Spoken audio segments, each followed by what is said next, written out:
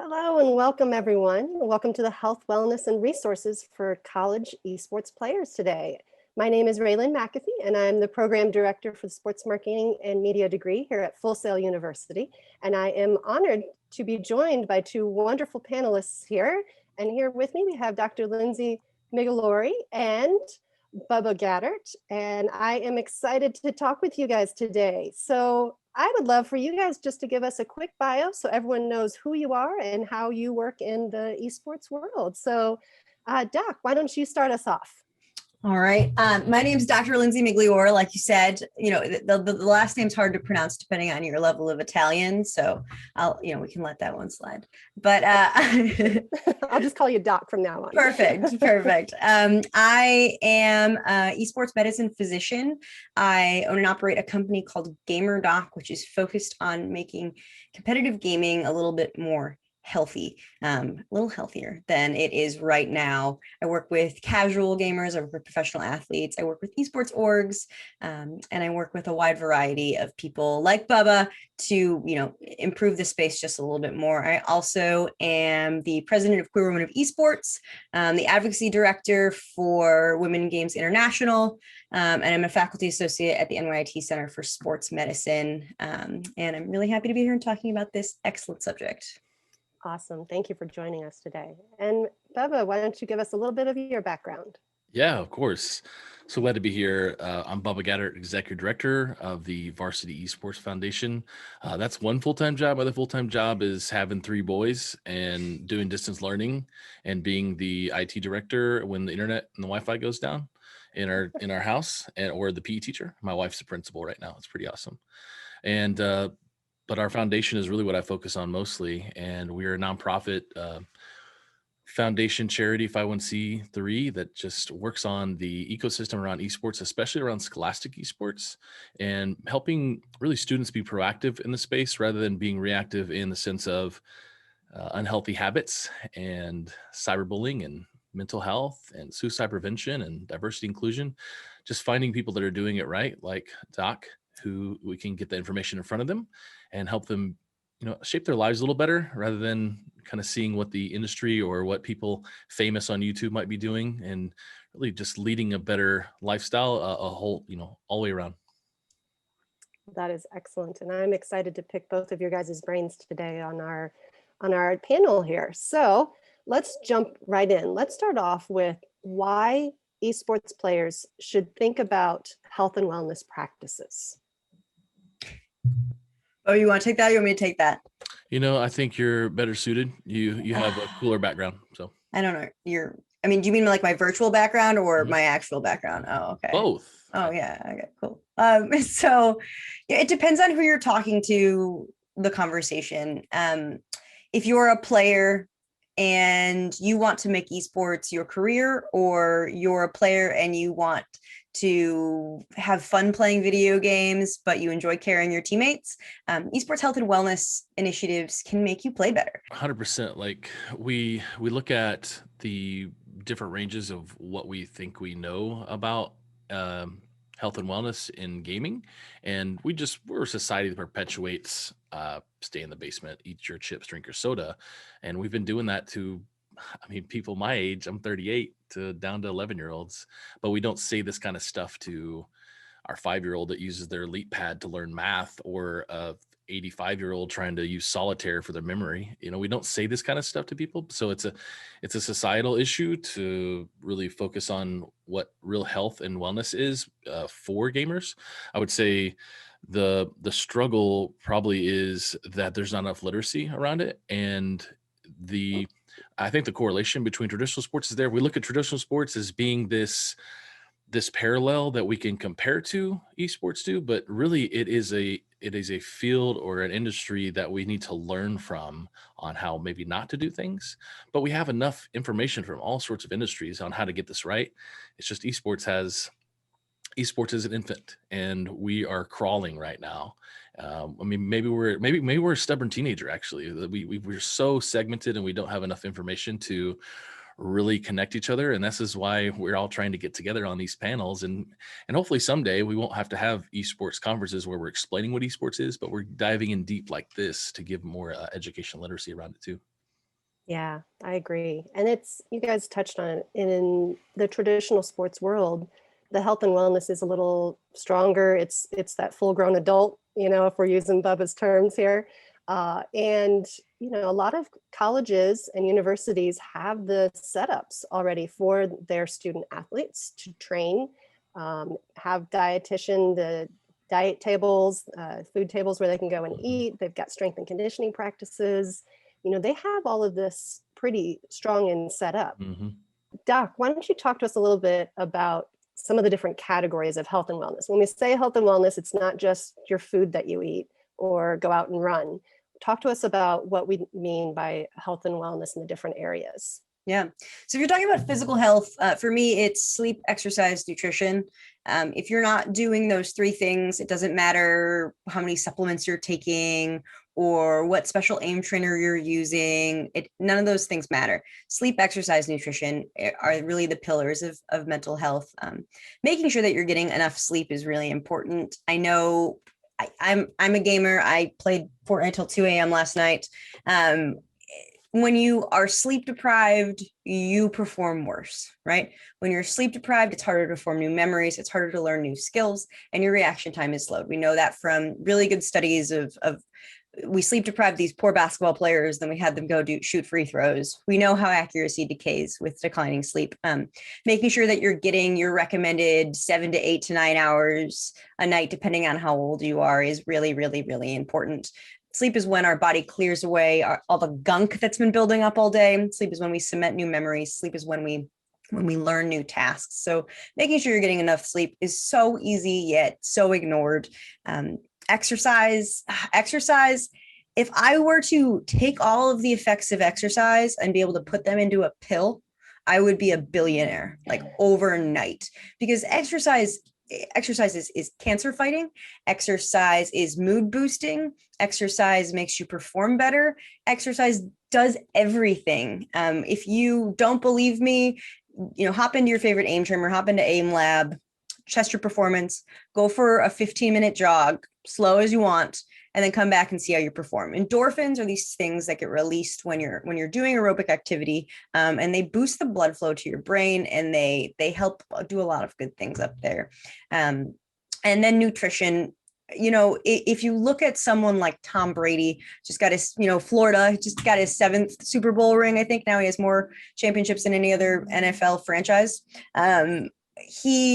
If you look at his diet, the attention that he pays to his diet is incredible. I mean, there's no reason. It's the reason he's 43 and he's still the best quarterback in the league. Paying attention to diet can have profound effects on your health, profound effects on the way you play. So paying attention to your diet and making sure at least you know what the basic macronutrients are, right? I'm not going to give you everyone an esports nutrition lesson right now, but at least learning a little bit about nutrition is really important. And then mental health. Mental health is just as important as physical health. We know this. The brain is not any different than any other organ in your body. The brain's not any different than your heart. It needs special attention to be paid to it. Burnout is real. The lifespan of the career span of an esports athlete is like 3 to 4 years. Why is that? Well, injuries, but also burnout and mental fatigue. So making sure that you are, we get checkups for our eyes, we get checkups for our bodies, get a checkup for your brain. And don't bottle up your emotions. Don't, put it all off to the grind. Paying attention to your health is really important. So those are really the basics. So I want to dig a little deeper, and I'm going to start with food. We all know that food fuels the body. And I know you said you didn't want to go into the diet specifically, but can you talk to us maybe some general, what are some of the best kinds of foods that players can eat to improve their performance? So you want to make sure that you are getting a long sustained release of energy. There's 3 categories. You got protein, carbohydrates, and you've got fats. Carbohydrates get a bad rap, right? It's bread. It's the sugar source. But unfortunately, your brain can only use sugar as a source of energy. All your muscles and everything else in your body can use protein, it can use fats, but your brain really needs a constant supply of sugar. If you are going to give your brain a boost of glucose by eating those Skittles because you're Marshawn Lynch and you're about to run on the field. That's great. You're going to get a boost of energy. And then all of a sudden, all that sugar is going to be gone. And your brain is going to want more, and you're going to get hungry and you're going to get fatigued. So maintaining a release of energy by finding a good source of complex carbohydrates is really important, and adding a little bit of protein. So peanut butter crackers with whole wheat toast are really good, or whole wheat crackers is really good. Any combination of something that's whole wheat and with a little bit of protein like almond butter, peanut butter is really good. And we try and find snacks and treats that are low residue on your hands, right? Because you don't want to be gaming and then have stuff get on your hands. So like slicing things up ahead of time. Meal prep is really important in esports because a lot of us, if you're a streamer, you might be doing 6-7 hour streams. If you're a player, your practice might be 3 hours, you get a short break and then you're practicing again. So having some sustained amount of energy while you're playing is really important. So find those complex carbohydrates you like. It doesn't need to be processed and packaged, right? The closer you can get to how it came out of the earth, the better. That's great. And just thinking about having the players think about eating beforehand. You know, I was a basketball player myself, and there's no way I would have gone into game night without having a pregame meal. So you've got to step yourself back and think about, hey, I'm going to be streaming for 6 hours. What can I do to help myself prepare for that? And we always talk about like hangry. Everyone laughs about hangry. Like that's a real thing. Your mood and your attention and everything is affected when you're hungry. So exactly like you said, make sure you're eating a solid meal beforehand, and make sure you do have a source of snacks for the course of the game. Every like 1.5 hours, you should be eating something new. Oh, that's good. So Bubba, talk to us about maybe some either resources or how can we help them make good habits in the realm of food? Sure. Just thinking about what Doc said, I definitely go against the Michael Scott carb load before your 5K run. Episode. Right. Such a good episode. Which I think a lot of us grew up with. Like RaeLynn, like playing basketball, did you say, oh, well, I'm gonna eat pasta the night before or something, right? Yes. Like, yeah, Yes. like we're so used to that. But I mean, does esports really have that kind of stigma around it doing that? No, it's to what Doc said about your brain and the sugars you need for your brain to operate, which I didn't even realize it's your brain running out of sugar. That's something I missed in that class. Yeah. And I just got a new class right now. So yeah, but we fill that with, we're going to be a better gamer by getting sport drink, whatever, fuel type drinks. I don't want to say any names, right? So yeah, so resources wise, you can go find on Twitter and YouTube some really good resources under GamerDoc, which is the person I would recommend, because this kind of stuff is what she talks about on her YouTube videos and her streams and people she interviews. And then mental health side is really important as well.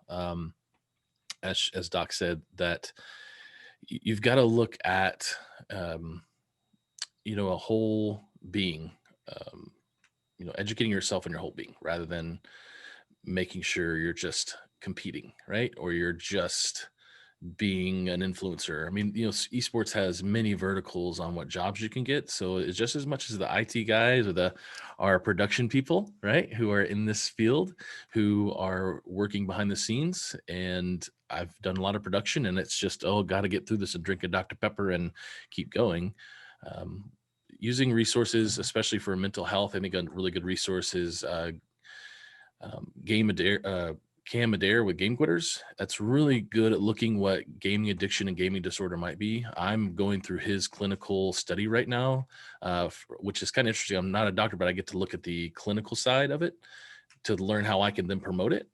And I want to do it for myself too, because Doc, I was playing Call of Duty with my church friends till 2 a.m. last night as well. So I mean, this is the gamer life, because that's how we connect.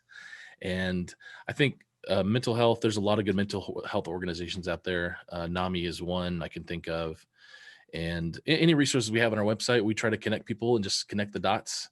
But you can literally look up and Google, health, esports, health and wellness, and just start there. But if your colleges and your, organizations don't know, they probably do, because they're helping with health and wellness for other students, traditional students, other student athletes. There's going to be resources. If we're really talking to the college space right now, you need to ask questions and you need to search out that advice, because you need to take care of yourself just as much as I need to take care of myself. And you've got to be able to find the things that work for you. That's a really great point. And that's something that we remind students all the time at Full Sail, but don't be afraid to ask questions and don't be afraid to reach out. You're not alone. You're not the only person dealing with this. Trust me, in the world of education, lots of students are going through it. And so the more that we can reiterate that to students, I think the healthier that mental health side can continue to become. I'd love to kind of get into the social well-being side. You know, this past year, everyone has been pretty isolated. And I'd love for you guys to talk to me a little bit about how esports has helped, hurt, or can best be navigated moving forward in this silo on the social side. I'll throw out what I've experienced, what I've noticed, and this is by far not clinical data, but just the conversations, is just as much as, you know, stocks on Netflix and toilet paper and hand sanitizer and Zoom has gone up since March last year. So has gaming, right? So is gaming and the purchase and of products and consoles and devices and games, and the amount of time we spend. So that's great for the industry. I guess if we want to say our numbers are great, and look at us, we got great numbers and we're a $160 billion industry in video games, but so has suicide, and so has depression, and so has isolation. And yeah, I mean, we're connecting, but we're also humans that are statistically, like historically, supposed to be in tribes of 50 people or less, right?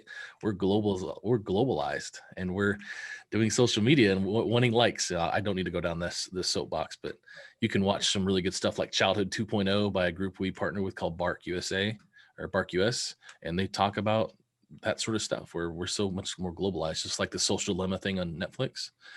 So when I look at the social side, the social aspect of it, there's a lot of connecting where you couldn't before, because internet and video games has connected many of us, and we're meeting people, we're meeting partners, we're meeting spouses, we're meeting friends out of nowhere across the other side of the globe. We've always understood that in the online Twitter sphere type world and gaming sphere. But yeah, there is that struggle, just too much of what you said, with we need to ask for help too. Or sometimes, I think this is a comment I heard from some really good influencers I think it was written by Crystal Mills or one of her people at Ritual Motion. The streamers and I've had this, and maybe you've experienced this, Doc, people come into the chat and they dump their problems onto you. And they expect you to, since you're this visual person that has a real connection, you can then have this social connection, just like if you just met somebody over at a bar. I don't know, I have no idea, but like they kind of dump some information on you, and now you're responsible for helping them. Well, put some exclamation point mental health in your chat so people can then go find resources to talk, because we're not certified people to handle those things, but we kind of tend ourselves to listen a little more because we're in that space to want viewers. So it's a fine line. So with all that said, social aspect, there's a lot of great stuff. There's a lot of great stuff happening, and we're still able to connect because of technology, but we are so distant because of physical space. There's this really good study that looked at the risk of depression and suicide in adolescents, and then it compared it to screen time.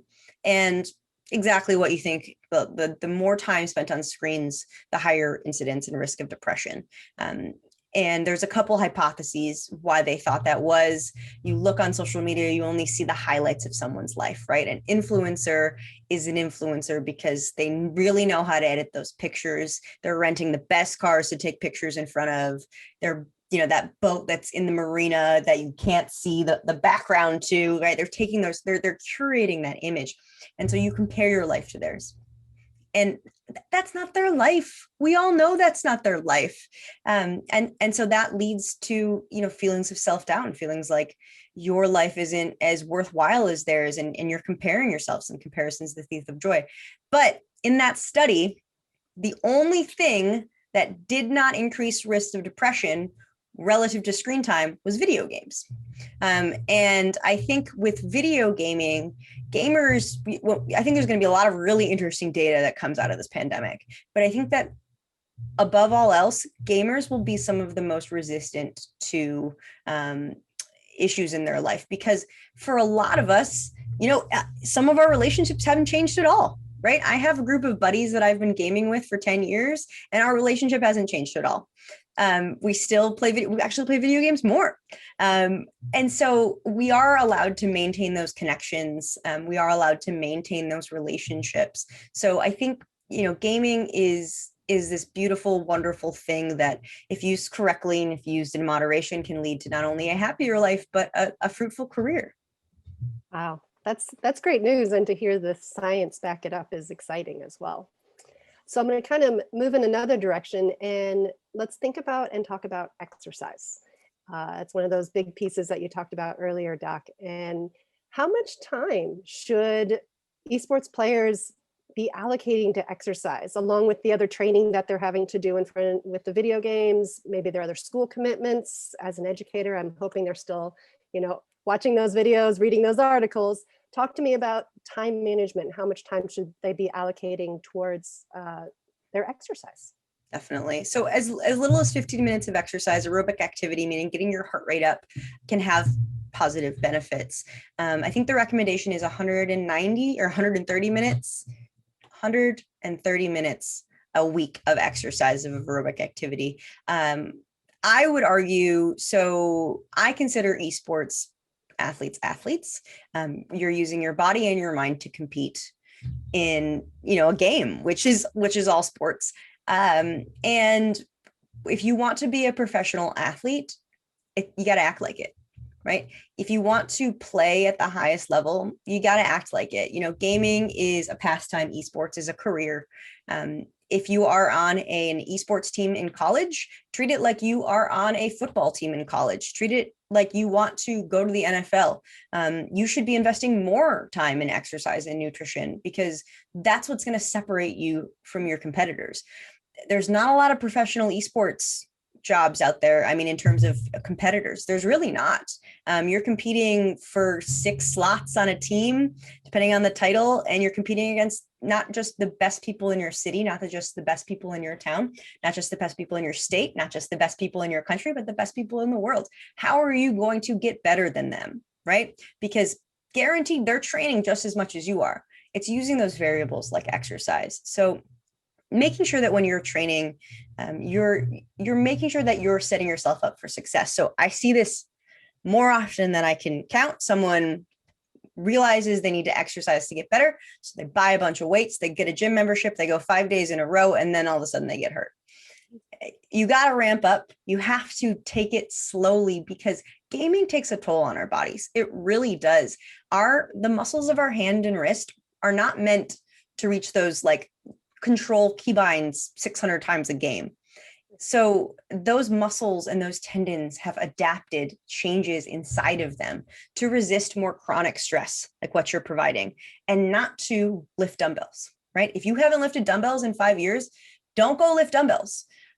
Start slow, start with some yoga, start with gentle range of motion, gentle exercises, because your body's not ready for it. But once you do start addressing those issues in your hand and wrist, once you do start increasing your muscle mass, you're going to see huge performance benefits. So, starting slow, starting with aerobic activity, doing gentle yoga. I highly recommend yoga with Adrienne. If you guys don't follow her on YouTube, she's amazing. Getting into that, and then, working with either a physical trainer or an athletic trainer to find a more tailored exercise program is really important. It's so important. If they want to be professional athletes, then they've got to train like professional athletes, just like the Tom Brady's of the world, you know.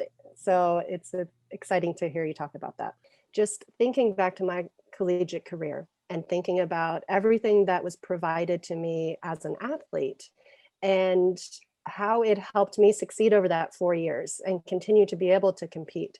And it was the time management system that they made me think about and break it down. It was making sure that I was not out late and I was getting sleep. It was having the right types of foods provided and taught to me as to how to cook myself. as well as the right exercise. And, for all that the NCAA pros and cons that it has, the one thing that it does do is protects time. And those student athletes are not supposed to be training over X number of hours when they're in season and then X number of hours when they're out of season. And that's something that maybe our esports players and athletes are not thinking about because of partially just the system itself, and we stream for 6 to 8 hours. Talk to me a little bit more about that time management and how these players they want to be on and they want to be playing and being a part of it, but then they aren't maybe thinking or knowing about what they need to manage themselves and the rest of their life. Can you talk to us about that? Yeah, RaeLynn, you hit the nail on the head with, in college we had when I played soccer in college, we had the food, whatever it was, I can't remember the cool name for it, but where the athletes ate, right? And that was all set up, and we want to start practice in football, in July, but we can't because of regulations. Well, we're sitting in an industry where the college space, the only governing body right now that really at a national level that's recognizing is the Junior College Association. Even Connor, Coach Alney, who worked for me, he created a bunch of content for us when he got hired to be a head esports coach. And he'd already run like college programs, started a college league, had a LAN center, been a pro Call of Duty player. Like, he's been through the space. When he got in for an interview, they spent 2 hours asking him what esports was. And this is a thing that's happening in the college space around the globe, is recruitment for people to lead a team, because let's bring some money into our university by getting more students and more admission dollars, because we can, and it can also not be done on campus, and maybe we don't have to spend money on things yet, but it can be done to recruit players. So this is happening where administration or athletic departments are jumping in feet first and not knowing what to do and not knowing how they should regulate it, because they're not being told how to. Now, groups like NACE and NJCAA and UCEA and TESPA and all those other groups, TESPA not anymore, but they're helping with connecting colleges so they get better as a community to know what to do. But that's where we're at right now. And then we're just using resources where we can to help those colleges. And it's a struggle, because we don't know where it's going, and we're so young, right? We still talk about this, and it's going to take some time, but there needs to be some more communication. But I don't think we always like regulation either. So there's this fine line, right? Right. So Doc, can you talk to us a little bit about time management and maybe some best practices to help athletes? Esports still has a huge issue with time management. Esports still has a huge issue with grinding. Esports still has a huge issue with toxicity, but it's a lot better than it was 10 years ago. And 10 years ago, there was so much more of a focus on putting your nose to the grind, putting in your 14 hours a day, and you're going to get better, right? And so sometimes the people who are creating the culture are the ones who came from a more toxic culture. So remembering that it's important to break up your training, right? It's so important to break up your training. We know that if you're sitting at the computer trying to train to get better for more than 3 hours, you're not getting any better, right? Your performance is going to decay. So if you do know that, if you're trying to, say you're playing League and you're trying to learn a new hero, and you know that you need to put 40 hours into this hero before you can truly understand them, break that up into chunks, right? So you're going to wake up in the morning, you're going to grab your coffee, grab a glass of water, you're going to eat a banana, you're going to sit down, and you're going to play 2 hours on that hero. Get up, go do something else. Get up away from your setup and go do something else that isn't related to the game. And by breaking up your training, you're going to be more efficient with your time, because efficiency is the basis of time management, right? If you are not efficient, you're not going to be good at time management. For me personally, making lists is super important. I think there's a huge, we don't know any of this data, so this is purely speculative, but from an observational standpoint, people with ADHD tend to be drawn to gaming and tend to be drawn to esports. And, I've had an ADHD diagnosis my whole life. I feel no stigma attached to it. I think it makes me very successful, but it also sometimes presents really unique hurdles. Making lists is really important. And sometimes I will even segment my day by half an hour so that I am being productive. From 8 to 8:30, I'm going to do yoga. At 8:30, I'm going to start working on responding to those emails that have been in my mailbox for 2 days. So making lists and then being efficient with your time. Also, your phone shouldn't be next to you when you don't need it. Just having the phone next to you, science has shown it's distracting.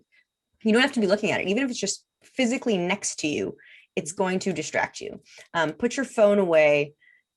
For some people, you might even have to put that, if you're working on a document, you might even have to put that on airplane mode or something like that. But just being efficient with your time, making lists, and then segmenting your work. It's called the Pomodoro method. So if you need to if you need to read 100 pages, read for 25 minutes, go step away, come back, read for 25 minutes, go step away, come back. Humans are not meant to sit in one spot and think about one thing for as long as we do.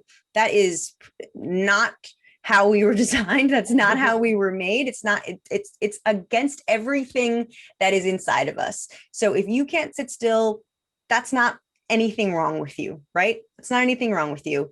But figuring out ways to be successful is important. I love it. Such great advice for sure. Honey, you hear that? There's nothing wrong with me. I didn't say that, Bubba. No, the wife may say otherwise. No, I'm just kidding. So I want to talk a little bit about the intellectual well-being. In intellectual well-being being that, lifelong learning is what we are supposed to do. And that's what keeps our minds healthy. So how can players grow in their intellectual well-being in the midst of everything else that we've just talked about that they have to have on their list? I'll throw out. Today I've learned a lot. I've got about 10 tabs open, and also thinking there's some sort of fluffy dog about a technique, a Pomodoro. Yeah, Pomodoro method. Yeah. I found it. Google helped me out. It wasn't a dog after all. But I think stuff like this is important for me, going through gaming disorder information, going through ADHD adult inattentiveness for me, to get to your point, Lindsey. Yeah. For me, you're exactly right. No wonder I'm drawn to it, to gaming and not sitting still. But understanding that, and the intellectual side would be very much around. I found some, because I love esports, I love gaming. I like reading books about gaming, and also like sci-fi and teen novels too, like Twilight and Harry Potter. But those intellectual things you need outside of gaming. As much as we sometimes don't want to get goal-orientated self-help books because we don't want to set a goal we're not going to accomplish, and those are always hard, even though you're like gung-ho about it and you finish it. Educating yourself with something that's happening in historical, like we're reading a book my wife and I call Cass, like with systemic racism. Like there's some things you need to really think about beyond just when am I going to play next, because that's where a lot of us live, and that's where a lot of us live in gaming, or what's happening, how I make it to work, or social time, or kids, or whatever. So intellectual side, I think, just from my experience in these past few years, going beyond just repetition of things that I enjoy, but going on to things that I'm going to help me grow. And that's been a new muscle for me to exercise, and that's been fun. And it's going to come back to how am I now going to express that in new ways and have new language to use when I have conversations, and also how in my role can I help others. And I think that's a goal that a lot of us have, in leaving a legacy as well, and leaving some information to the next people and your kids and anybody around you. But intellectually, if you can read more and read stuff that maybe isn't related to gaming, or maybe you don't like the news, but maybe you see what's going on in the world outside of the United States, those are helpful things, I think, for tools and techniques. Definitely.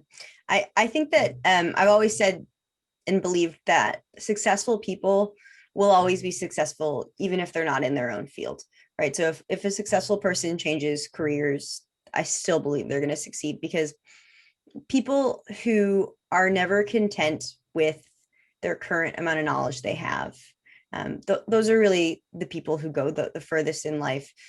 Whoever tells you they have all the answers has no idea, right? Has no idea.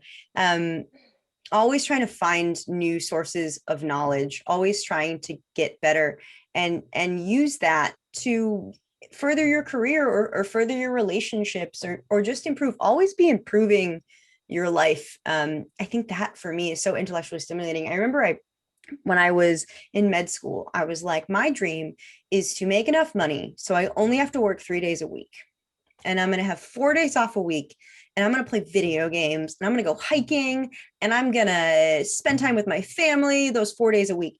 And then I was like, well, what about the other 3 days, right? Like, find a career and find a passion in life that you love, right? Because life is way too short to have a 9 to 5 that you don't love.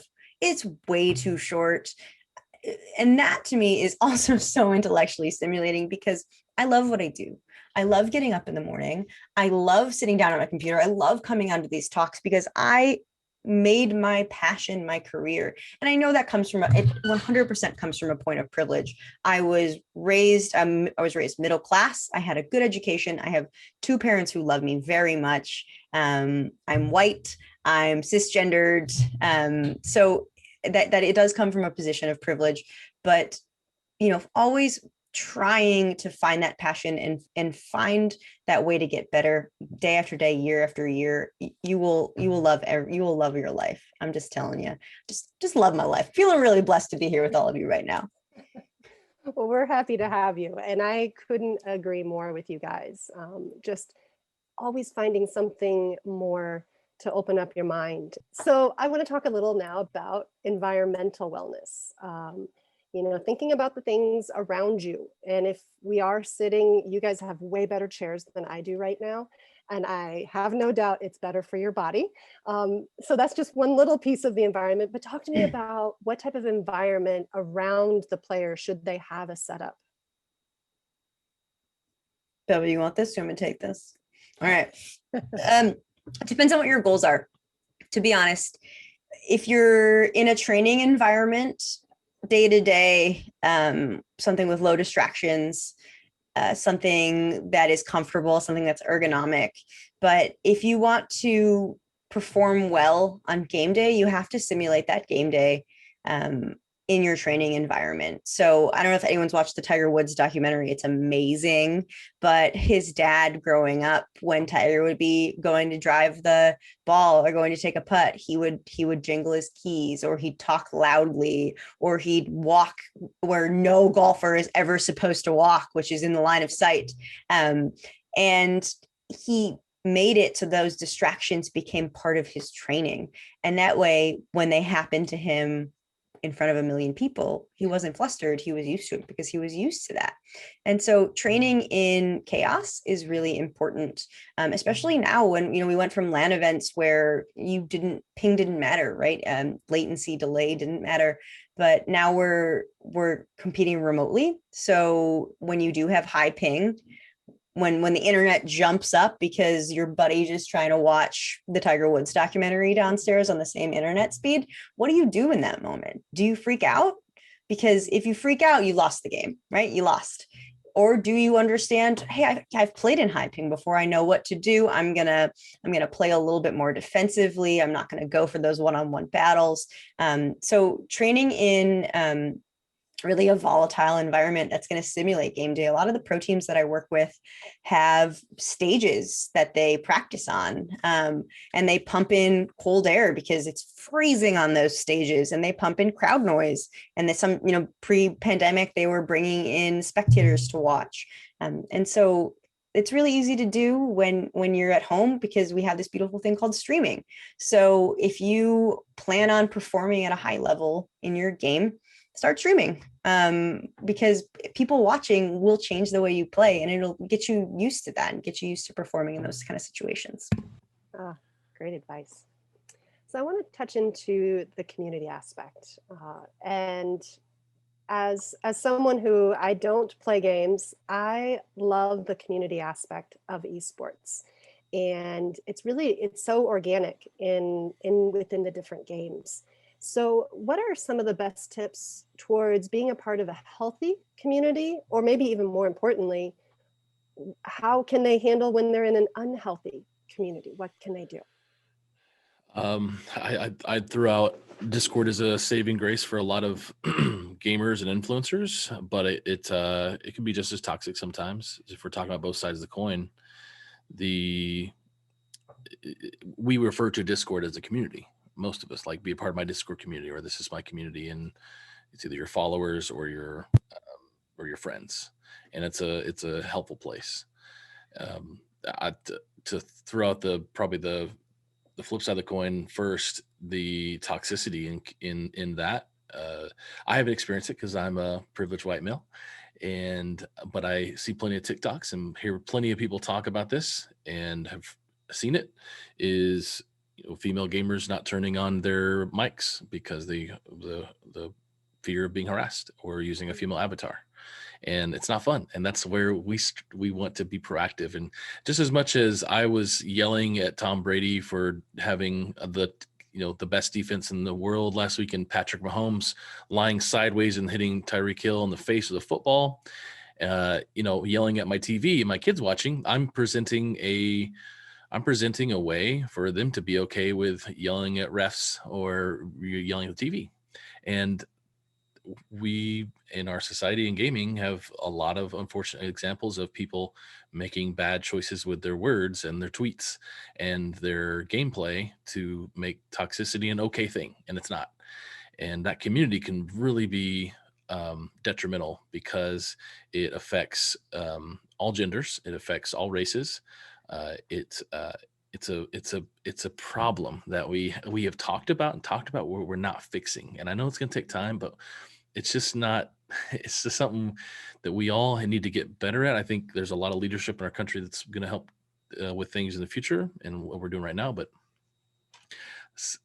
there's too many YouTube videos of it being something that you can monetize to make fun of people and make fun of girls. Go make me a sandwich. And then those girls turn on sandwich mode and they destroy all those guys in those lobbies, which I think is awesome. So that side of the community, I think, is the struggle right now that we're not focusing on enough. And it's just as much as systemic inequality and racism. We've talked about this last year. If we're not talking about these things now, then when? Like, oh yeah, well, this is happening, so we'll see what happens in the future. No, we got to talk about it now. If not now, then when? And we've got too many people working in so many different silos in esports and gaming, where if we came together with some focus on toxicity and racism, and we did it around voting. We had a gamers vote thing that was pretty impactful last year, just like Rock the Vote. So let's keep putting our heads together and getting colleges in the college space to get together to fight things, like getting with charities like us to fight mental health issues or toxicity issues. Like, we need to be doing this together. Yeah. Bubba, God, just so perfect. I completely agree with everything Bubba said. There's a lot of ways to make sure that your community is inclusive.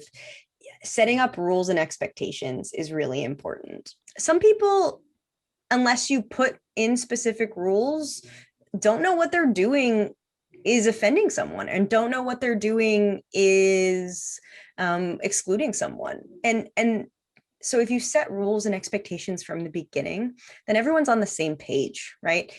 So if you say explicitly off the back, hey, there's no racism, homophobia, sexism tolerated in this space, just setting expectations from the beginning. I know a lot of people are going to be like, oh, you're being politically correct. Come on, it's 2021. Let's all move on.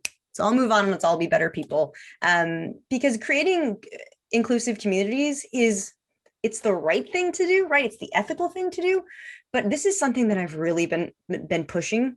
It's the profitable thing to do, right? We're doing it because it's ethical. but you get people's attention because the esports market, the esports viewership market, the people who are buying esports gear is largely one demographic.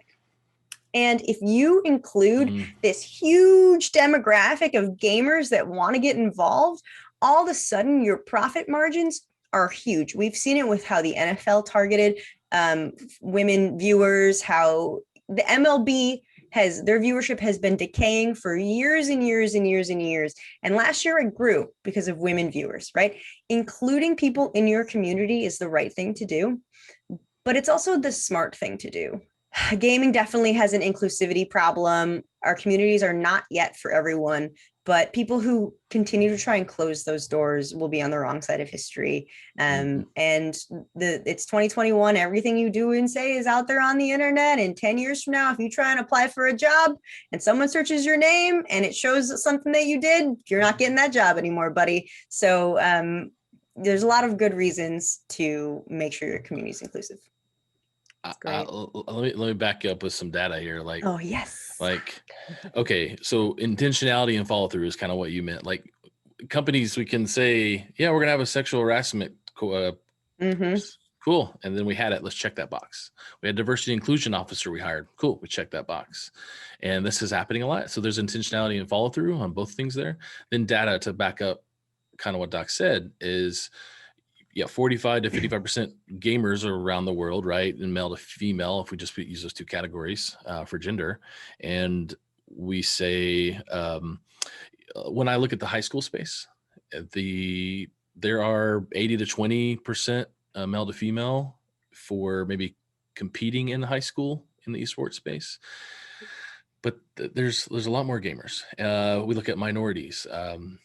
87% of African-American teens play video games. Then from the International Game Developer Association, they're saying that 13% of minorities create, of the games made, only 13% of those are created by minorities. So it's even much lower when it comes to African-American, or for that matter, any different gender. That's a little bit of data. There's a lot more. You can find on our website, varsitysportsfoundation.org/research. Perfect. Well, I appreciate you guys giving voice to all of this. As much as both of you guys, I respect the fact you say come from the privilege, but the fact that you're giving voice to everyone here is very respectful. So thank you for that. Can you guys give me any suggestions on how esports players can help support each other in all of these health and wellness areas that we've talked about today? How can we help each other be better? Accountability. So say, hey, the season starts in 3 months. We want to get ready, so I'm sure you did this for basketball. I'm sure, everyone's done this for sports is you're going to create a workout group and you're going to meet 3 times a week and you're going to go through some workouts together. And if someone doesn't show up onto your Zoom call, you're going to text them and you're going to say, where are you? Having that group accountability is really important. Making sure that you are exercising together, that group aspect really helps things. Being able to check each other when you kind of spiral, when you're having that negative self-talk is really important. Continuing to boost each other up, give that reinforcement. I mean, I miss the team. I play on a women's hockey team right now, but the college team environment was just so special. Just high-fiving people and having your inside jokes and having that community, it's so powerful. So just make sure that you are being a powerful member of your community. You're supporting your teammates when they're down. Just checking in on each other, especially when they're going through some hard times, I think is really important to, I don't know, Bubba, what else you got? Accountability. Yeah. I mean, that's something we should have in every aspect of our life. Yeah. But when it comes to gaming, you're right, Doc. Like I have this, as much as we're making call outs in the map and we're saying some guys come in and shoot here and whatever, we have time in between games to talk about things. And you can play random duos and squads and things and connect with people too. But having, yes, the community, like Doc said, and having people to play with, and it may not always be your partner or your spouse's hobby to do something like that, but then how can you connect in a relationship with something they like as well. That's a deep generalization, but it's a very widespread thing that's probably a struggle with gamers too, is the grind of that and not reconnecting to life. I know it's hard right now, but setting up that Zoom time, that time to connect with people and be a part of a book club or something, right? Be a part of a community group, do something outside of what we're talking to gamers right now. We're talking to college people right now, and college administrators. Lead them in these ways and give them examples to be outside of that realm. Even though the athletes probably all hang out with athletes in the football team, they're probably involved in other student organizations. You just got to provide opportunities and options. As we're closing out here our time together, I want to step back and think about our audience before they get to college. Those that may be joining us saying, I want to be a college esports player. To our younger audience, our high school or even middle school, Bubba, I know you know this group well. They want to get into esports. What should they be doing now to help prepare themselves if they decide they want to go to college and be esports players in college, to really maximize, one, being able to do it, and then two, being the best player once they get there? So resources. First, go back and watch this video again and listen to everything Doc says. Watch it 2 or 3 times about your grind, your health and wellness options, what you should be doing, how to connect. Go and listen to, I always recommend Coach Alney on TikTok, his videos over the past year of helping high schoolers and middle schoolers understand, and the time he spends reconnecting with people in his comments that say middle schoolers and high schoolers use a lot of paraphrasing and just shorthand. So, navigating that has been hard. I think even me in that TikTok space, understanding what they're saying with no capitalization or punctuation. So I think for middle schoolers and high schoolers, you've got some really good options out there that weren't around when all of us were younger. So you're very lucky to have these things, but I don't want to use the word beware, but you need to know that you're going to get a tweet or a DM from somebody trying to sell you knives that is saying, I can get you 1,000 followers on whatever platform if you just do this. That's going to happen a lot.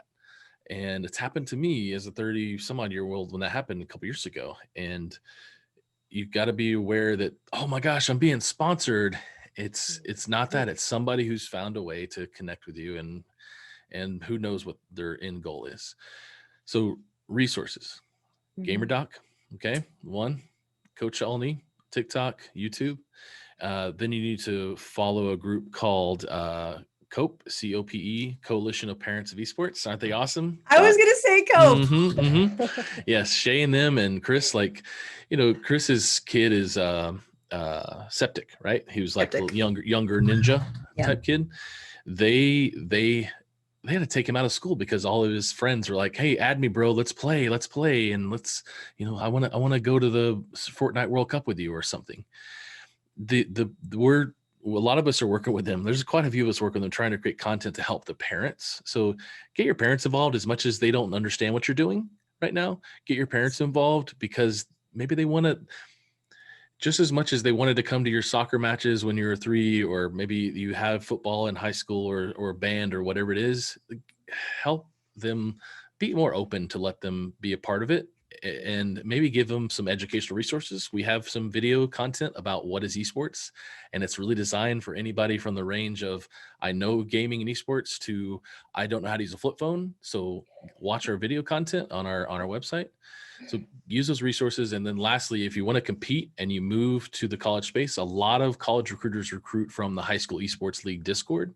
If you're in that High School Esports League, that's where a lot of colleges have been recruiting. Now there's groups like LFG Group, NACE, other groups that are going to help you expand your horizons beyond just the high school space, and earning scholarships to use at any college. And maybe you don't have to play esports in college, but you can get a degree with maybe some winnings you earned through high school.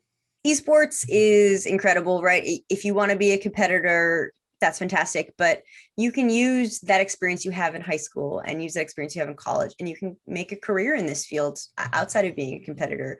If you're in middle school right now, by the time you graduate college, this space is going to be huge. It's huge now, but it's going to be even bigger. There's going to be incredible amounts of career opportunities. If you want to be involved in esports truly, and if you love it, then do it. And if your parents don't understand, the worst thing you can do is like double down and keep doing what you're doing. I know it's hard to talk to parents. It's so hard to talk to parents, but point them in direction of groups like COPE, point them in the direction of being Bubba. But you need your parents to be involved. There's not a lot of high performers out there who didn't have really good support. It's just like high level figure skaters, high level snowboarders, skiers. Parental involvement is very important. And a lot of times parents don't understand things and get angry about things just because they don't know. And what you don't know sometimes scares you, especially when you're in charge of another human. So if they're giving you a little bit of pushback, it probably comes from a place of love. So give them just a little bit of grace and they'll probably figure it out. And also use social media appropriately. Unfortunately, this generation has a lot more pressures on it that we didn't have. If social media had been around when I was a kid, I wouldn't be able to get a job. Unfortunately, there's just a different standard. So be careful what you put out on the internet.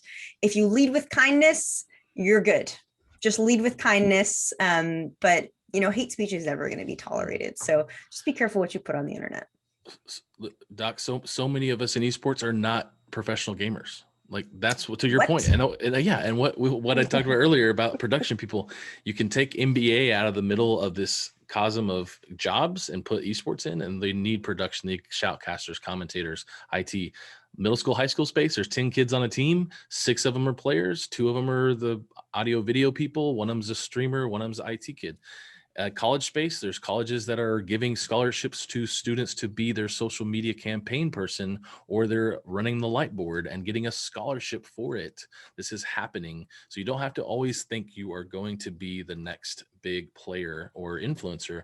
You can be in sports. I have interns that are doing great things with organizations now that have left and moved on to go work for organizations that are running events like DreamHack and other stuff, but you're not designed to be in front of the camera, and that's okay. And maybe you're not have the best ranking in Overwatch or whatever it is. That's okay. You can still be involved in esports. Yeah. Follow that passion, as Doc said earlier. And get a good education at places like Full Sail to get those other type of career opportunities out there than just gaming. all kinds of support and love for esports at Full Sail, that's for sure. So as we close it out, I would love to hear just any last words of advice that you would like to share with our audience. Doc, you want to start us off? Sure. First of all, thank you so much for having me. Thank you for highlighting this important issue. Bubba, as always, just nothing but love for you and everything you do.